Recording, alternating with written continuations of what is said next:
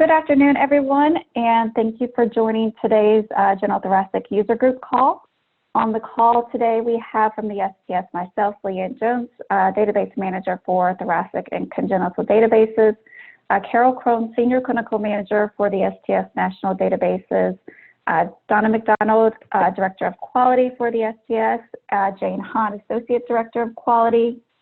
We also have Catherine Holyfield, the STS National Database Manager for Intermax and PDMax databases. We also have, I believe, Emily Conrad and Addie Dolan from the STS team on the call as well. From the IQVIA side, we have our team member Melanie Bent, as well as her additional IQVIA colleagues on today's call as well. So I'll go over the agenda real quick. Today, I'll provide a brief STS update. Then we'll turn things over to Melanie for the IQVIA update. And finally, we will end the webinar with the Q&A open discussion portion for today's call. If you have any specific questions related to data submission, harvest upload, etc., please be sure to include your ticket or case number with your question if you have already submitted your question to the IQVIA support team. So for the STS updates, just touch briefly on the General Thoracic data spec upgrade. It is still underway. Beta testing of the data collection form with the core group actually begins this week. Just a quick high-level overview of the next steps. There'll be 2 weeks of beta testing. And then once the beta testing is complete, we will take the beta testing comments and feedback to the task force for discussion. We'll have some back and forth with the task force and the core group, and then we'll get the DCF finalized. Once that data collection form is finalized, then STS and IQVIA will move into the data spec creation phase. We'll be working, it'll take many hours for us to get all of that information, all the data collection form, all the variables entered into the Access database and get the data specs created. And then once we have the data specs created, then we'll move into the development of the training manual phase. So we're working hard and we're continuing on track and continuing to move forward and have the go live date is currently still set for January 1 of 2021. Also, for anyone that is interested, for those that are interested, the direct data entry option from IQVIA, there is an informational webinar scheduled for this Friday at 1 o'clock Central. If you are interested in the direct data entry option, please email us at stsdb@sts.org. Again, it's stsdb@sts.org. And I don't know if Carol or someone could maybe put that email address in the chat box just in case. If you email us at that address, Jane would be happy to give additional information on that data entry, direct data entry option that is set to become available July 1.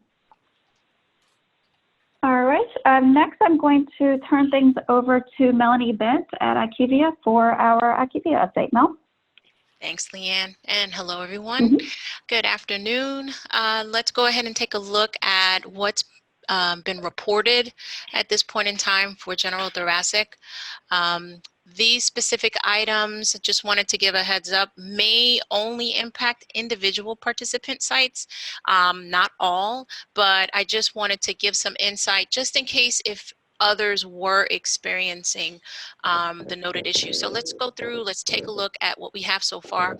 I will say that we have seen a higher level of activity. It looks like a lot more users are going back into the system and uploading and going in and reviewing that new report. So I'm glad to see that activity going on in the database. With the harvest summary coming online, I think that drove a lot of the users to come back in and check it out. And of course, if there were any files that needed to be uploaded, we see that increase in activity. So we do have a couple of items that, of course, have been reported related to the harvest summary that were specific to specific warnings and errors. We're seeing a warning related to the secondary diagnosis and category of disease. we're looking into that warning in particular to see if that scenario that is being flagged is an item that should not be showing up as a warning. So we are researching that currently. Another item, the next one is 3203, which is related to the WHO classification where there was a missing field related to that response. So in that specific entry, it looked like the original file was a file that was migrated over from DCRI, and that field actually was missing.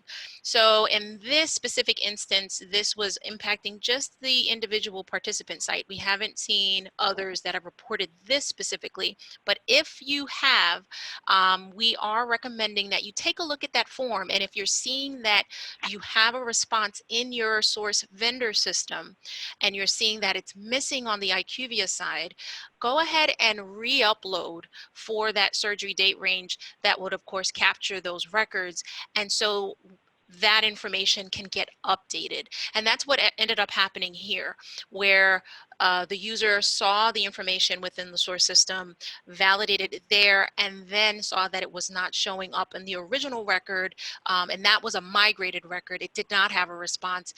Once the upload happened, it refreshed and it corrected that, it updated that field. So that no longer is flagging for the user. Another item that was a previous item that was raised related to the race not documented. We do see that there was another issue related to this, and so the warning or error is triggering again, dependent on that demographic data version. And so within the logic, we're seeing that we just need to do an update. We have identified the fix, and so we will be getting that into a future release. We do have some targeted releases that are upcoming in July. And so I believe we have a July webinar. I should have an update in regards to the specifics that will be included in the July release so that you all are aware of what will be additional fixes that will be going into the system. Then we have, of course, items related to the missing variable. I'm just going to bunch those together. We have a couple for missing variable, and those are specific instances that have been reported. You may see these. This may be items where all users may see these reported items. So these are not specific to individual users. We do have multiple users that have reported the same. And then we do have another item related to the dashboard report, and this is for all users where there is a calculation that is flagged as being incorrect, and that is specific to the 2.3 variables for the operative calculations. So again, another item that will be going in to release. We see where we have the fix identified, and it will be going into a release. And again, that is going to be July. So that is at the high level, the specific items. There may be others that I have not called out on this slide, but we are reviewing additional items. I did see some others that came in this morning, but I did not get to pull those in. We just need to clarify and make sure that if it's an item that is impacting all, or if it's an item that is impacting the participant. So again, just in case if you do not see your specific item here, it's just know that we are reviewing everything at this point that has been reported. And support will be following up to let you know the status of those items also. Okay, so I think we're done here. I just wanted to go to, we have one more slide. And this is just to let everyone know in regards to the risk analyzed harvest report is still in process in regards to the proof of concept that we have already reviewed with STS, and then also once we receive the data from DCRI, the analyzed data, that data will be available within the IQVIA platform, and that will be available as a new report. We always get questions in regards to, is that going to be an existing report where we would merge that into the existing dashboard? That is not the case. It will be a brand new dashboard report, and you will be able to see that within the platform underneath the operational reports menu. Once we have more information in regards to the release, we will be providing additional education and training for those specific reports. So once, of course, we get closer, we will be announcing those items and, of course, posting information to the STS database transition page, and then, of course, within the platform. So that is the last of the slides that I have. And so I will turn it back over to you, Leanne. Thank you, Melanie. All right. So next, you guys have seen these slides before. Again, I always like to include them just in case. The STS IQVIA support plan. Just a quick overview. This slide is posted out on the STS website under the database transitions page. If you would like to download, print out, slap a copy up at your desk, always comes in handy. We have the IQVIA tech support email address as well as the phone number. So for any questions regarding data quality reports, harvest summary report, operational reports, please contact IQVIA via tech support. Once you contact IQVIA, you'll be connected with Tier 1 support. Tier 1 support, live support is available from 8 a.m. to 8 p.m. Eastern Time, Monday through Friday. Once you make contact with Tier 1, they will address your concerns. If necessary, they will issue a specific ticket for the problem that you're having. IQVIA will then, Tier 1 will then route your questions either to STS or Tier 2 support for follow-up. And then for the workflow, if Tier 2 isn't able to address the question and they need to work directly with a vendor, they would contact the vendor and work directly with them. And STS, if it's a question involving analysis that needs follow-up, we would follow up with the DCRI for a response in regards to a specific analysis. Next here, again, we've seen this slide as well. It's a listing of all the resources available to you. We have the STS National Database webpage, the IQVIA tech support, email and phone, the STS National Database feedback form that is out on the STS website. We encourage your feedback, so please download that form and fill that out and let us know your thoughts, concerns, what's working, what's not working, suggestions for enhancements. Again, we'd love to hear from you. We want to make this platform usable for you and try and get you everything that you need and want to make this a success for you. On the resource documents located under the database transitions link, you have contact information, webinar information, an FAQ document. We have our go live checklist. We have, again, the tier level support document, as well as training videos, training videos regarding the data quality report, summary reports, and also here is my email address. Again, my contact information. Please do not hesitate to contact me at any time with any questions. My email address is here, as well as my direct phone. It's 312-202-5822.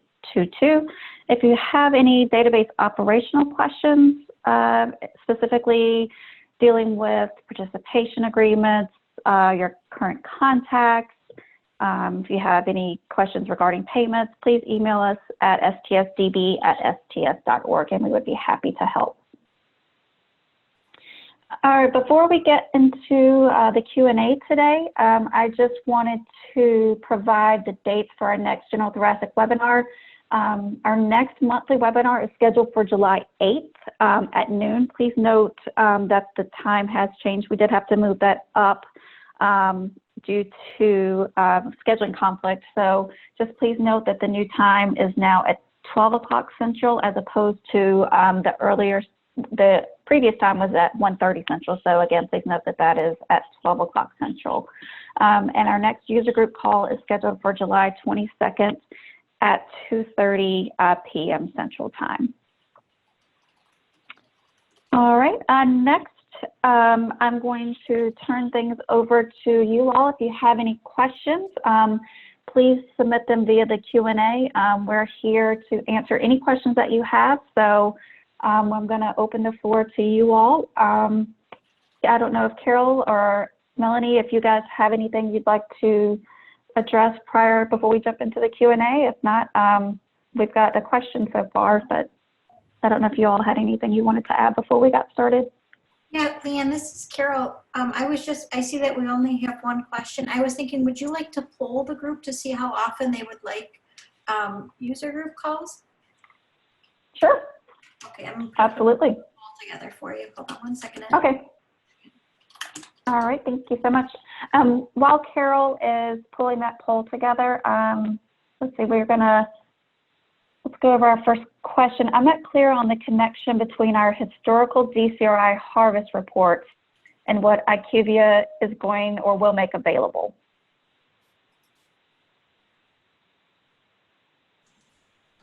This is Jeanette on the IQVIA side.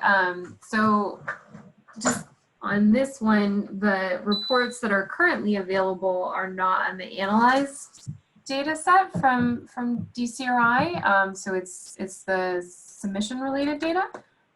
What we will be providing is a new equivalent of the harvest report that you used to get in the PDF file from DCRI, but it will be a more interactive experience in style somewhat like what you see for the dashboard currently, but with more ability to sort of drill into the data or zoom in on the analyzed data set. Mel, is there anything you want to add? That is basically it. You covered it. All right. Thank you, Jeanette. Thank you, Melanie. I have a poll ready. You guys are okay. Perfect. Sure. So this, so we'll continue with the monthly webinars because those will be didactic type educational type webinars. But in addition to that, right now we're having user group calls monthly. So you're having 2 calls a month. Would you like that frequency to be cut down a little bit? Or do you want to continue once a month or every other month or maybe quarterly? We can always increase it if we have more information to share. But for planning right now, what would you like? So we'll leave it open for a little bit here. I just want to make sure we're using everybody's time wisely in these calls. And I know they're helpful, but and like I said, we can always increase them. So if we go down, it's not like we're stuck there. We can always have more frequent calls. Absolutely. All right. I still don't have any additional questions. So what I may do, like the poll is if everybody's able to vote right now, only about 54 people have voted. So if you're able to vote, please just go ahead and put your suggestion in. All right, we have one question. Is it worthwhile to attend the direct data entry informational meeting if we don't intend to begin doing that yet?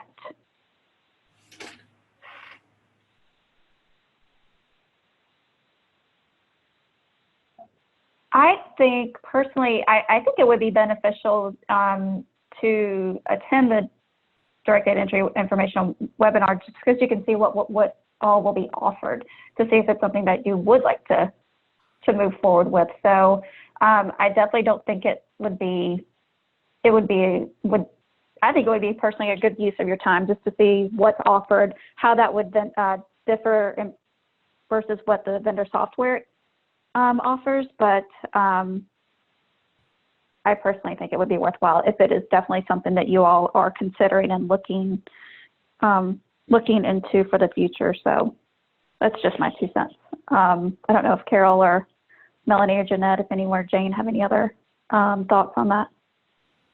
I would just want to check with Jane to see if, and Melanie and Jeanette to check and see if we were, for folks who maybe we got more interested later on, maybe, in a quarter or towards the end of the year when their contracts are up with their vendor, if we would be doing additional informational webinars in batches or anything like that.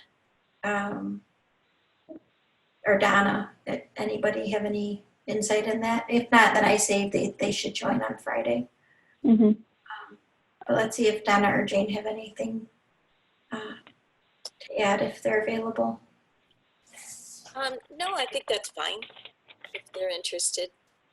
Yeah, so they could email stsdb@sts.org and Jane can add them onto the list. Sorry, I was muted. Will do. Please Thanks. email STSDB. We'll take care of it. Thanks, Jane. Thanks, Donna. Thanks, Jane. I'm going to, okay, Carol, you shared the poll results. So I see that we have about very close, in addition to the monthly webinars, are the user group calls too frequent? It seems like most everyone agrees that no, once a month is fine. And then about... the way I'm reading this is it's actually, most of the people would prefer to do it other than once a month. Yeah, true. Correct, sorry, yeah. That's okay. I was reading it that way first and I'm like, no, wait, we got to add those up because it's the... Yeah. So it looks like even that either somebody would, that most people would like to do it either every other month or every other month. Yeah, so why don't we try to, maybe we can look at doing it every other month. We could start the new data manager webinars in July and then we can go to every other month of the user group call starting in August. Yep. Does that sound like an okay plan? Yes, ma'am. All right. We can take it back and talk about more about it internally, but I think that's kind of, I just want to make sure, I know there's a lot going on and everybody's busy getting caught back up with with opening up their programs and getting back into abstraction and getting caught up with their cases and everything, so. Yep. Our next question, this was in regards to the direct data entry webinar. Will that be recorded if we aren't able to, will that training be recorded if we aren't able to attend on July 1st? I assume for the direct data entry. So if you sign up for direct data entry and there's a training that you aren't able to attend, then those trainings will be recorded and available for those participants that have signed up for direct data entry. I don't know, Melanie, Shane, if you all have anything to add. Nope, that's correct, Leanne. Thanks. Okay. Let's see. Our next question, in the future, can STS spread out the version changes within 6 months? Adult cardiac, intermax, and thoracic will all undergo a version change. I do all 3 of these registries, so it is a lot of new information at one time. Thank you. Yeah, I can take this one, Leanne. Yep.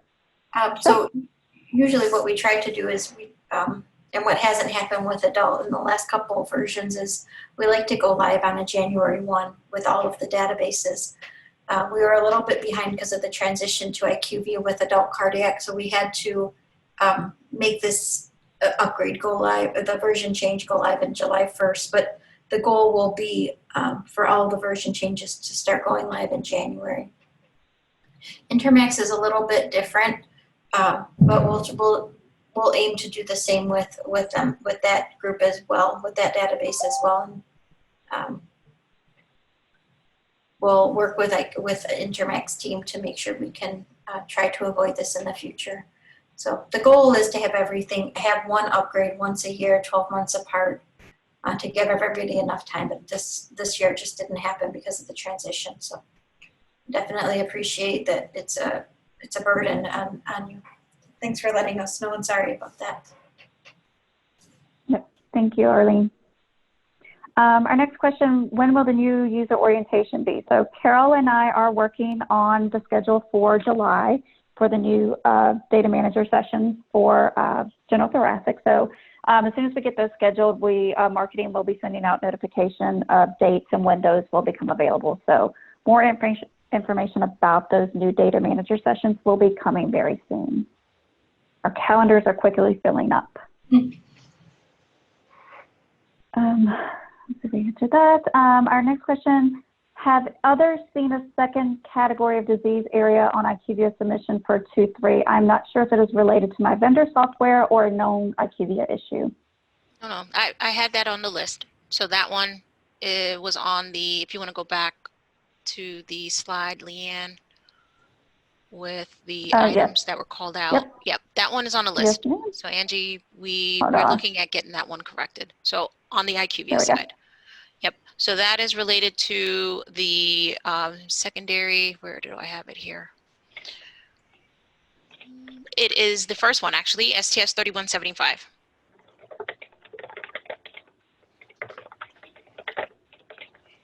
All right, great. Thank you, Mel. Let's see here. Our next question, what email addresses, what do STS messages come from? I need to contact my IT department since I'm not receiving them due to being blocked. So Heidi, the email addresses that should be whitelisted are the stsdb@sts.org. Let's see here, ststechsupport@IQVIA.com. I will follow up. Heidi, if you email me, I can follow up again with the listing of all of the STS email addresses that you can ensure they have them whitelisted. I know they were also included on some slides from some previous presentations. So in the meantime, if you go back to the STS website and view any of the previous webinars, there's a list on some of those slides of email addresses that should be whitelisted. But again, oh, go ahead, Carol. I was going to say, in addition to that, if you've worked with your IT team and they're still having difficulty whitelisting, or they say that they whitelisted, we can add your a personal email or a secondary email to your account. So here's I put that also in the chat box. You just have to email the STS at sts.org, and Jane can get you added in. Great, thank you. I'm not seeing any other questions at the moment. I know sometimes, a lot of times we get questions with participants not able to locate some of the resources documents. So I just wanted to show you briefly where a bunch of the transitional resources can be found. So from the STS webpage, if you go click on the registries and research link, and you click on the STS National Database link. Here you're on the STS National Database main page, and if you scroll down to the Important Resources section, and if you click on the second link for Database Transition Resource, this will take you to our Database Transition Resources page. And here we have our educational how-to videos for data quality report, missing report variables. And then we have our additional resources for database FAQs, our support plan.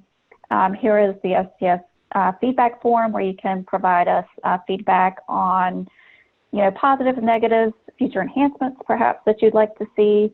We have our checklist, our uploader instructions, and a dashboard overview for the adult cardiac at this time. So. If you are looking for information about the upcoming AQO, you can go to the meetings and click on the live courses link here, and then you can click on the link for Advances in Quality and Outcomes Data Managers meeting. This page is constantly being updated as we get more and more information coming in about our upcoming AQO that will be going virtual this year.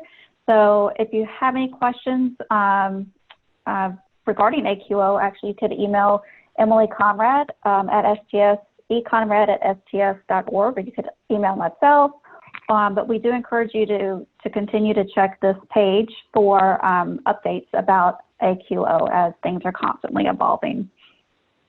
Carol, can you think of any other websites or questions that we've gotten that we could share? You may have, I don't know if you've covered it already in this one or in the previous one, but maybe the mentor-mentee program? Oh, yes, absolutely.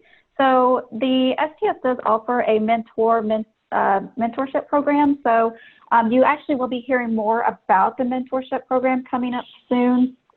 Addie Dolan is going to be handling the STS mentorship program. So if you would like more information about the mentor program, please email Addie at adolan@sts.org. sts.org, and I believe Carol's going to put Addie's email address in the chat box. But for more information about the mentorship program, again, you would come to the STS National Database main page, scroll down to, where is it, the Data Manager Education link. And from the Data Manager Education link, you would click on the Data Manager Mentorship Program, and you would apply to be a mentor or apply to be a mentee.